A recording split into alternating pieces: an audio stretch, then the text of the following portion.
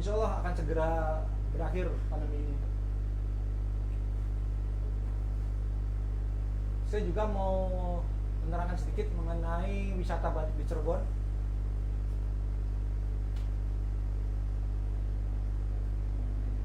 Coba saya lihat.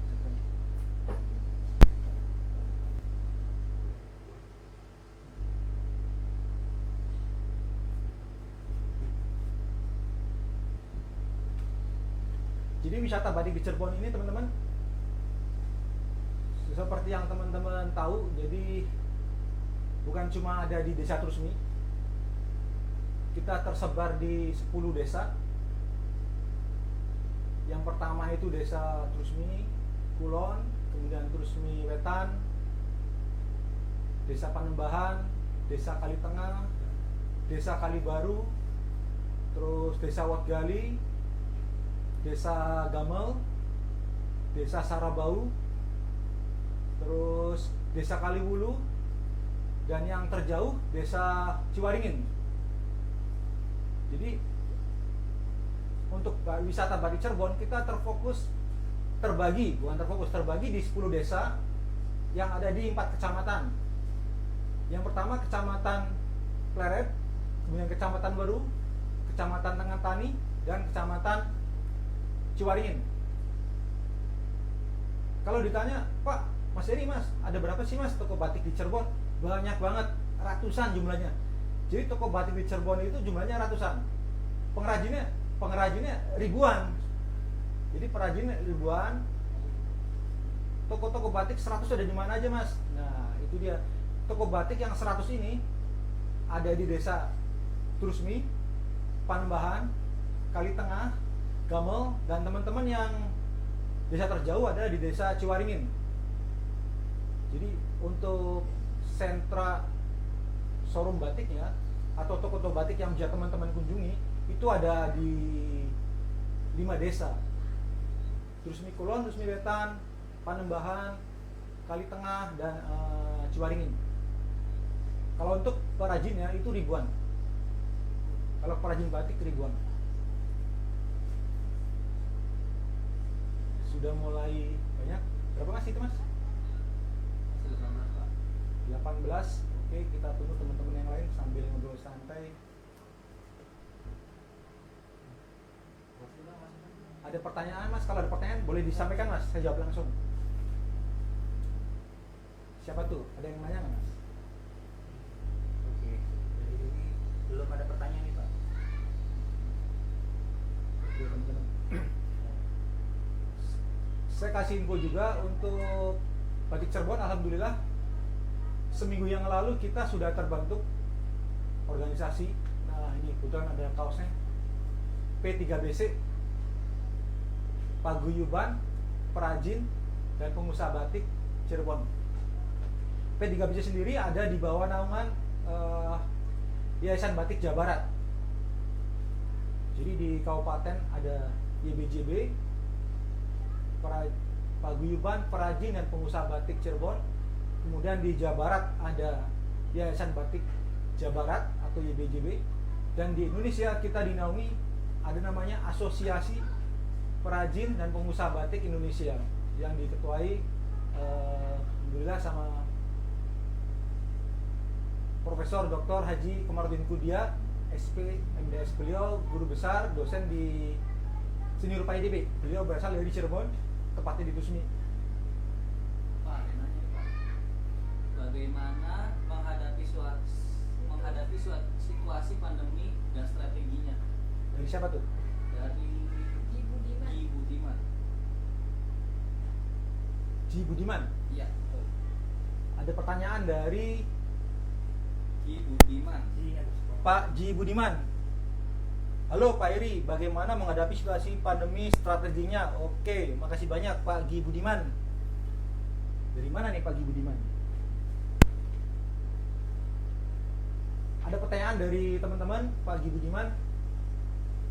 Bagaimana cara menghadapi pandemi di tengah pandemi, khususnya batik ya? Saya jawab mengenai batik ya. Jadi teman-teman semua, pandemi ini memberikan tantangan baru buat kita pengusaha batik dan perajin batik khususnya. Kalau penurunan jelas dari awal Maret itu kita karena ada kebijakan dari pemerintah untuk menutup untuk menutup industri atau transaksi yang tatap muka istilahnya. Jadi yang datang ke toko-toko kami itu terbatas. Pada saat pandemi pertama itu Maret, semua toko nyaris di Trusmi itu tutup. Jadi kita sepakat untuk tutup Maret dan pertengahan April tutup. Kemudian pertengahan April kita mulai buka dengan protokol ketat. Strateginya bagaimana caranya kita menjual tanpa tatap muka, itu strateginya. Jadi solusinya seperti apa menjual tanpa tatap muka? Yang pertama, kita memaintain customer yang sudah kita punya. Jadi customer loyal kita yang sudah ada, kita follow up dari WhatsApp bisa, dari Instagram, dari marketplace.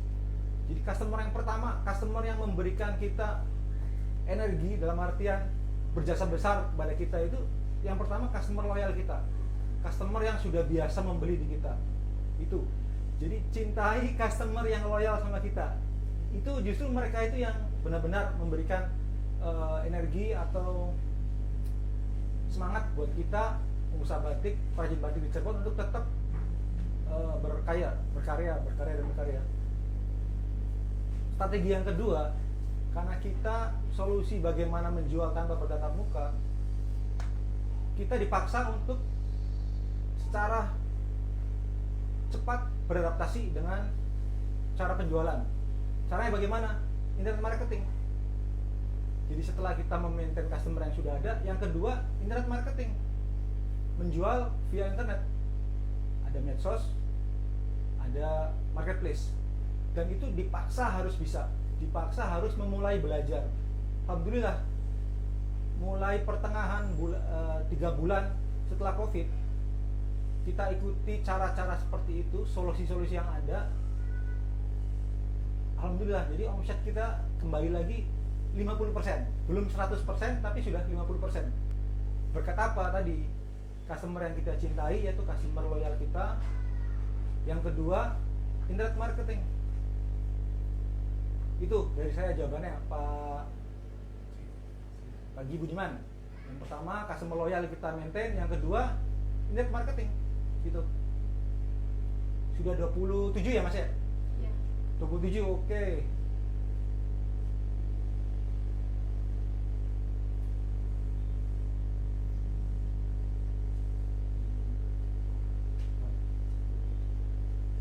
Orang. Langsung hari ini saya pertama ingin memberikan ilmu mengenai batik, jenis-jenis batik. Jadi batik ada 3 jenis. Apa aja jenisnya batik itu? Yang pertama, batik tulis. Jadi batik tulis yang pertama, yang kedua batik cap, yang ketiga kombinasi. Kalau berdasarkan pengetahuan saya seperti itu. Jadi pertama batik tulis, kedua batik cap, ketiga batik kombinasi.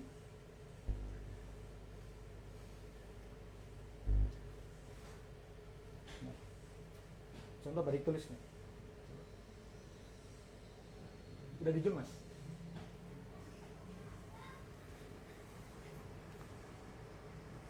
Lihat nggak?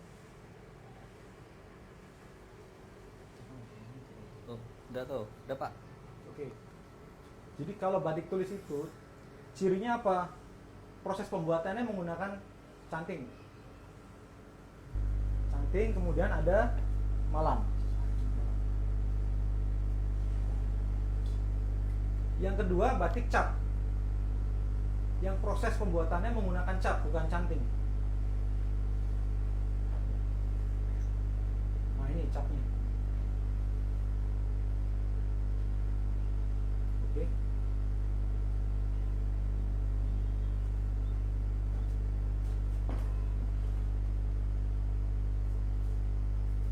Nah, seperti ini teman-teman. Jadi capnya ini nanti ada malam. Nah, sini. seperti ini. Cap. Yang ketiga batik kombinasi. Jadi prosesnya menggunakan cap dan canting. Nah, ini. Jadi kombinasi antara cap dan canting, namanya batik kombinasi. Contohnya seperti ini, Mas. Nah, udah di zoom, Mas. Udah. Ini ada prosesnya menggunakan canting, megamendungnya ini canting, dan yang ini proses yang lebih lembut ini pakai cap.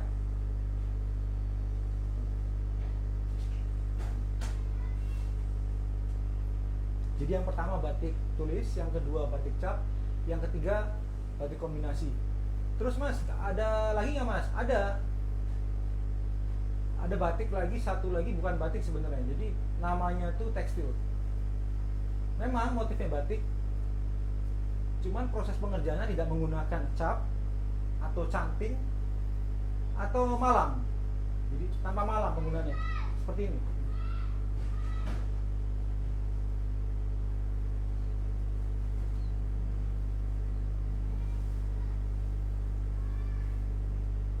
Batik ini diproses dengan cara sablon atau biasa kita kenal printing.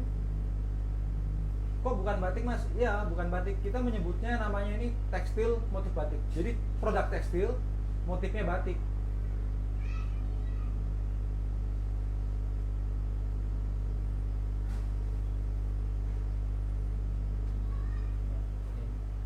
Alhamdulillah sudah bertambah. Oke. Setelah pengetahuan mengenai batik, kita akan lanjut ke segmen berikutnya, yaitu penjelasan sekaligus cara-cara membuat batik. Hari ini saya undang saudara saya Pak Sila, Mas Sila, beliau juga anggota dari P3BC.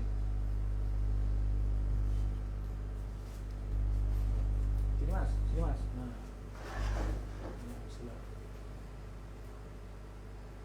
Sebelumnya saya ucapkan terima kasih banyak untuk sponsor kami, Asosiasi Pengusaha dan Perajin Batik Indonesia, yang sudah mensponsori kami dengan kaosnya, kaos P3BC. Terima kasih banyak Mas.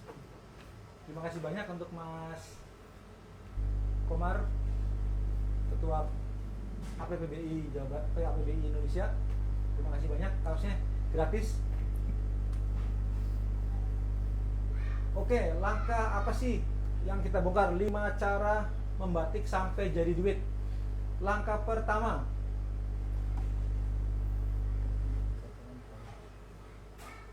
jadi awalnya batik ini hari ini saya mau mencontohkan untuk membatik sapu tangan.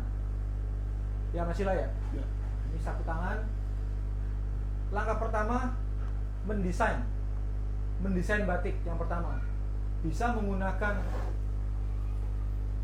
pulpen atau menggunakan spidol atau menggunakan pensil. Atau kalau yang sudah expert itu bisa langsung, kalau udah ahli maestro batik bisa langsung dari canting ke malam panas, lilin.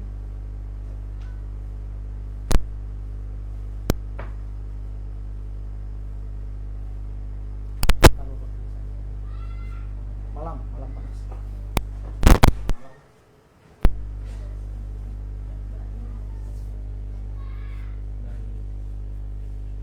Ini contoh malam nih.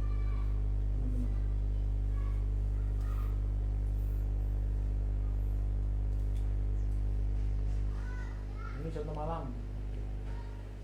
Harus ini panas. Jadi yang pertama itu desain. Silahkan teman-teman bisa pakai ballpoint atau pensil. Setelah pertama desain,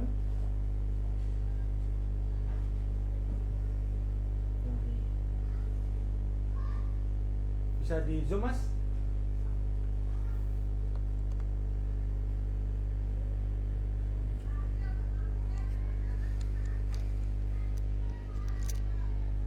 Oke Pak. Nah ini menggunakan ballpoint. Desainnya menggunakan ballpoint.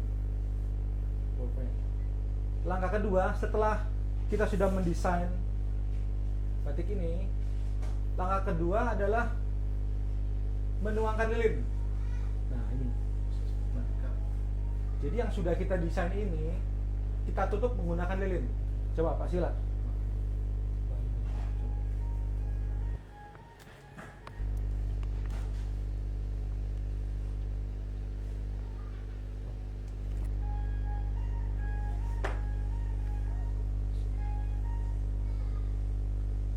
Jadi yang tadi kita desain itu ditutup dengan lilin, tujuannya supaya apa? Supaya pada saat pewarnaan yang terkena lilin ini tidak terkena warna, tidak terkena zat pewarna. Oke, oke Mas, cukup Mas, cukup. Nah, kita cepat aja. Jadi ini desain yang sudah terkena lilin.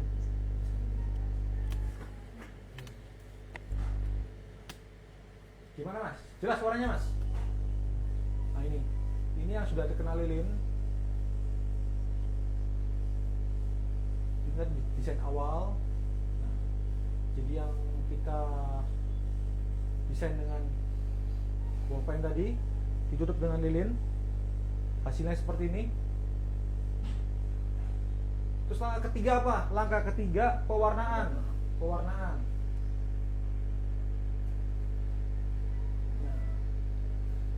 Jadi yang sudah di malam ini, yang sudah dibatik, kita celup di warna, di zat pewarna. Nanti lebih detailnya kita segmen di event berikutnya langsung di workshop. Nah ini langsung diwarna, dimasukin ke pewarna, bisa di ember atau di apa. Nah setelah diwarna seperti ini contohnya. Ini sudah diwarna. Teman-teman bisa dilihat.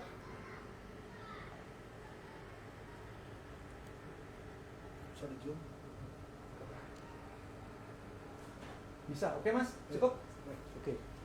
Setelah diwarna, langkah berikutnya yang keempat adalah direbus. Jadi yang pertama itu desain dengan bolpen, yang kedua dibatik dengan canting, yang ketiga diwarna, yang keempat direbus.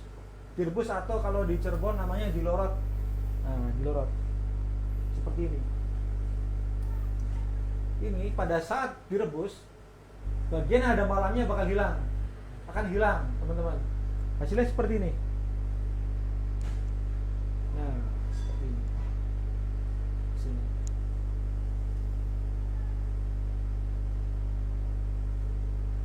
Setelah direbus, ini akhirnya apa, teman-teman? Yang kelima, jadi duit. Nah, ini. Jadi setelah direbus seperti ini jadi duit, teman-teman. Alhamdulillah kalau sudah direbus jadi duit. Kenapa? Jadi kalau di Trusmi pengrajin setelah merebus kain dijemur itu jadi duit. Yang pertama setor ke toko-toko atau mereka jual langsung seperti itu. Jadi sinergi dan kerjasama antara teman-teman di pengusaha margin batik seperti itu. Begitu para jin selesai membuat batik, melorot, langkah kelima mereka jadi duit, langsung di store ke toko-toko atau mereka jual langsung.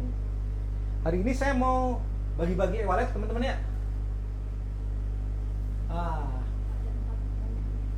Ada pertanyaan? Oke, boleh. Apa Mas? Ini Mas, pertanyaannya Mas. Tadi titik aja. Oke.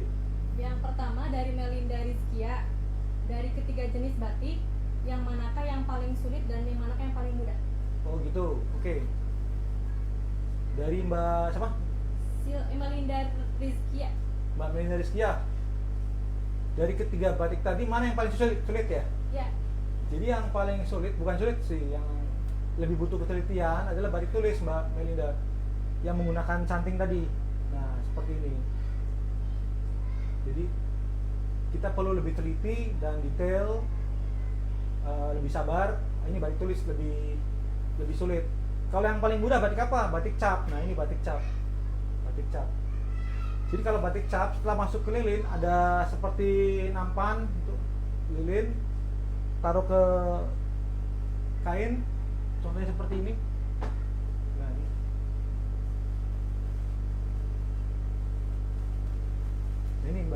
Melinda. Ini pakai cap kalau yang gini. Kalau ini pakai cap, setelah diwarna dan direbus, hasilnya seperti ini, Mbak. Nah, ini.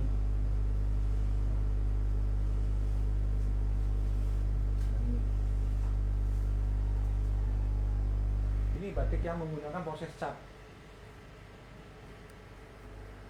Apalagi ada pertanyaan, Mbak?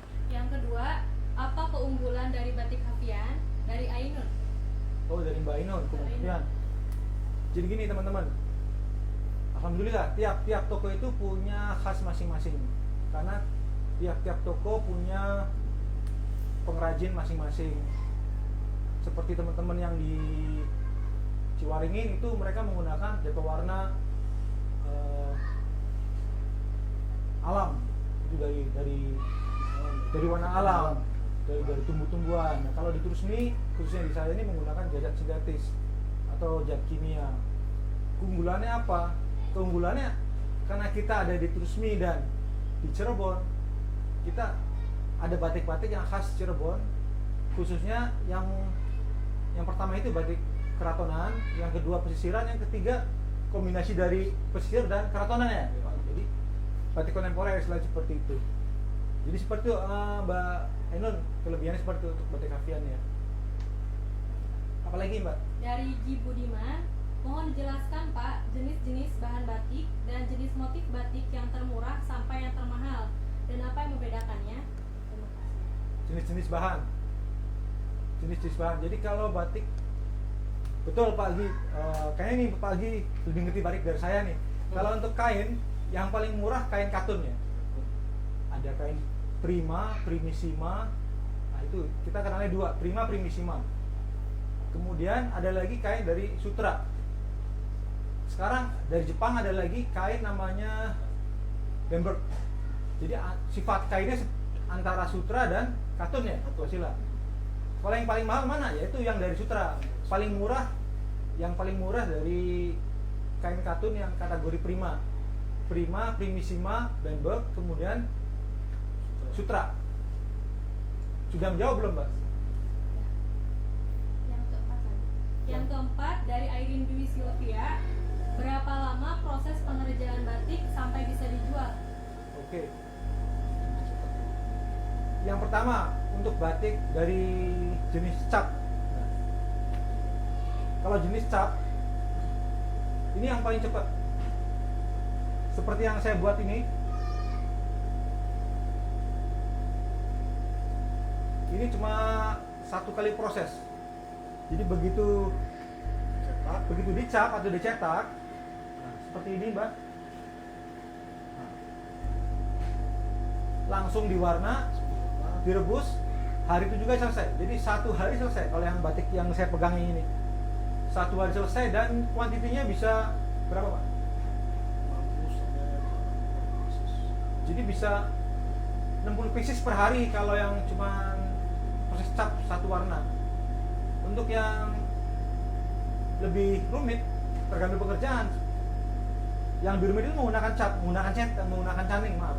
Jadi menggunakan canting seperti yang ada di belakang ini. Nah, ini menggunakan canting, semuanya canting.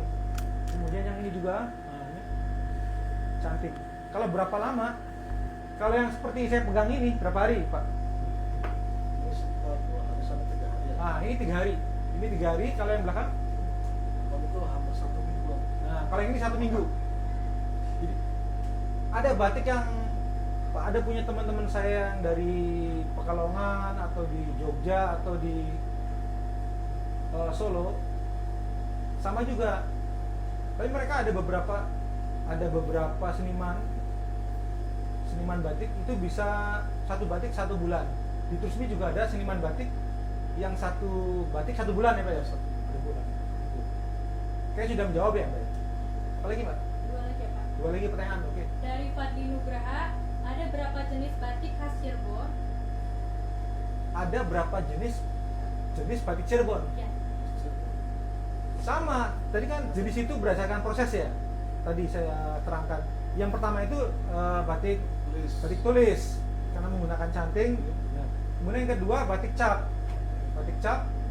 Yang ketiga batik kombinasi. Jadi hampir di Indonesia ini 3, cap, tulis, kombinasi. Itu Mbak, 3 jenis. Yang terakhir dari Mbak Nia, Ya. bagaimana Pak cara membedakan batik tulis dan batik printing yang sangat menyerupai batik tulis asli? Cakep. Ini pertanyaannya luar biasa nih. Luar biasa nih. Ini pertanyaan luar biasa. Dari siapa Mbak? Dari Mbak Nia Inoi. Mbak Nia Noi. Iya, Mbak Nia. Bagaimana membedakan batik tulis, Dan batik printing yang sangat menyerupai batik tulis asli. betul. Kalau kita melihatnya dari jauh,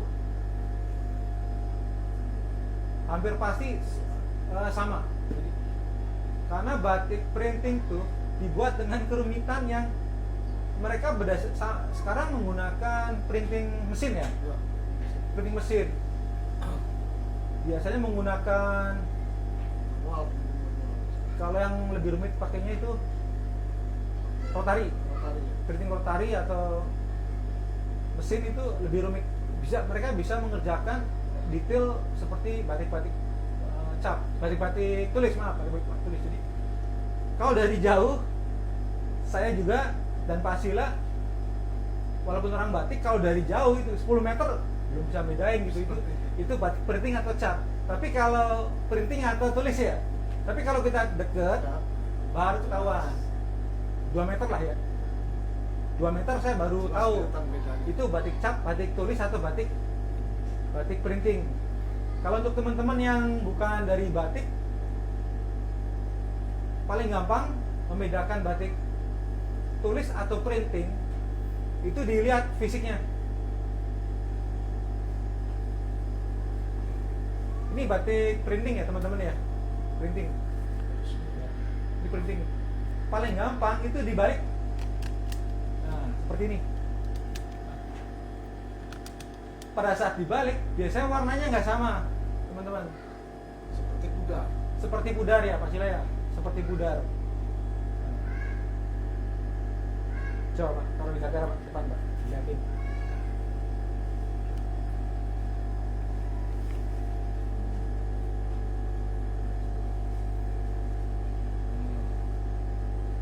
Jauh bedakan. Oke, mati beda dulu. Oke. Sekarang kita bedakan batik tulis. Boleh. Oke. Coba. Depan. Kalau Ini batik tulis itu depan belakang sama persis. Tampak depan ya ini. Tampak depan. Tampak depan ini. Sebaliknya Pak ya. Kita balik. Dan ini tampak belakang. Nggak jauh beda kan? Ya. Oke. Jadi kalau dari jauh saya juga orang batik tetap nggak bisa yang bedain itu batik cap, batik printing atau batik tulis. Tapi begitu deket atau dilihat secara fisiknya baru ketahuan, oh ini batik tulis, ini batik printing. Dan sekarang kita dari Asosiasi Perajin Pengusaha Batik Indonesia ada rencana, sudah ada wacana untuk labeling atau istilahnya sertifikasi atau apa, belum paham saya. Itu mengesahkan bahwa batik yang dijual ini batik asli, bukan printing. Karena memang yang dimaksud batik menurut UNESCO yang menjadi warisan budaya asli Indonesia, makanya kita tiap tanggal 2 Oktober diperingati sebagai Hari Batik, itu adalah batik yang menggunakan perintang malam. Nah, ini menggunakan canting, kemudian ada malam panas nih, malam panas, atau menggunakan cap, atau kombinasi. Jadi kalau prosesnya tidak menggunakan malam ya Pak ya, itu bukan kategori batik, kategorinya tekstil, walaupun itu bermotif batik, jadi tekstil motif batik. Gimana Mas? 2 menit lagi, oke. Ada pertanyaan lagi? Siapa lagi Mas? Ada? Cukup pertanyaannya? Oke, buat teman-teman yang sudah hadir, terima kasih banyak sudah ikut di live kami.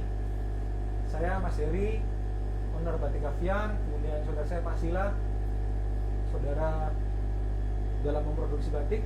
Kalau saya pengusaha batik, kalau beliau perajin batik. Jadi P3BC ini paguyuban, perajin, dan pengusaha batik. Alhamdulillah, kita sekarang di Cirebon sudah kuat, ada paguyuban, P3BC, kemudian di Jawa Barat kita juga ada YBJB, Yayasan Batik Jawa Barat. Kemudian di Indonesia ada namanya apa, BI, APPBI, Asosiasi Perajin dan Pengusaha Batik Indonesia. Oke teman-teman, tadi saya mau jual nih. Nih, ini hari ini mau saya jual. Ini kenang-kenangan hari ini live pertama saya. Siapa yang mau beli? Saya Pak. Siapa? Mas Tony? Saya 25.000. 25.000. Coba. Oh. Ini tim saya ada yang mau beli 25.000. Nanti Pak, boleh nawar nggak Pak? berapa? 15.000 aja Pak. Nawar nggak boleh. Siapa tuh? 25. Oke. Ini sementara saya jual 25.000 untuk Mas Alif. Barangkali teman-teman yang dari yang live ada yang mau membeli. Coba sini Mas. Bener ya? Bener nih. 20.000 ya. Ntar dulu. Nanti dulu. Jadi rencana batik yang saya jual ini untuk menambah gift buat teman-teman. Tadi kan saya ngasih 40 orang 25.000. Ini ada satu orang lagi nih 25.000. Tapi kalau teman-teman ada yang mau, saya jual free ongkir. Yuk teman-teman. Mas yang live gimana? Ada yang mau lebih mahal dari 25? Ayo, apa? Oh, sepertinya tidak ada Pak. Kayaknya Kita tunggu, barangkali ada kita tunggu. yang berani lebih dari 25.000. Free ongkir loh. Free ongkir. Free ongkir. 20. Kalau masih Cirebon diantar sama ownernya. Kalau masih Cirebon diantar sama tim Hafian. Ada Mas? Ada kah yang mau nawar? Oke. 3 itu ada Pak. 30.000 siapa tuh? 10.000. 50 Pak. 50.000. Siapa lagi? Nanti uang yang dari penjualan ini saya bagi langsung ke teman-teman yang komen. Jadi tadi jatah yang dari saya 1 juta, dari teman-teman ada yang 50.000, ada yang berapa lagi tuh? 30.000. 30.000. 50.000. Siapa tuh? Mbak Anyuhan. Sama Pak. Ani. 55.000 Pak. 50.000. Pak. Masya Coba. Allah. Masya Allah, langsung jadi duit teman-teman. Bener ya ini ya? Jadi langkah kelima ini langsung jadi duit nih. Jadi duit sama teman-teman jadi amal ya. Karena uang yang dari teman-teman ini saya bagi langsung ke yang live hari ini. 60.000. 60.000. Coba hitung sampai 10 Mas. Oke. 10, 9, 8, 75.000. 75.000. Oke. Ada lagi, kita hitung dari 10 lagi. 10, 9, 100.000. Siapa tuh? Bagus. Pak Agus 1.000. Oke, stop. Stop ya. Oke. Oke, langsung Pak Agus, aja. Pak Agus. Pak Agus ya? Pak Agus ya itu ya? Bagus. Ya Pak Agus, makasih banyak. Bagus. Oh ya, bagus. Makasih banyak. Berarti dari Pak Agus teman-teman ada jatah 4 orang lagi. Berarti hari ini kita bagi-bagi 44 e-wallet masing-masing 25.000. Dari saya 1 juta, dari Pak Agus 100.000. 100.000. Udah teman-teman, mohon maaf udah nggak bisa. Ini sudah hak milik Pak Agus. Pak Agus, makasih banyak. 100.000 ya. Oke, kita tutup hari ini. Makasih banyak teman-teman yang sudah live. Untuk event berikutnya mungkin kita langsung ke workshop bersama Pak Susila di workshop saya di Batik Avian. Nanti kita bisa praktek langsung, kita berbahasa-basahan, berpanas-panasan, jemur batik supaya lebih real kita prakteknya. Terima kasih banyak teman-teman, sahabat batik semuanya. Salam batik. Salam batik. Nah, Salam canting. Nah, salam canting. Canting. Salam canting dan salam batik nih. Oke, terima kasih banyak. Terima kasih. Assalamualaikum warahmatullahi wabarakatuh. Sampai ketemu lagi di event berikutnya. Dadah. Walkout Pak, walkout.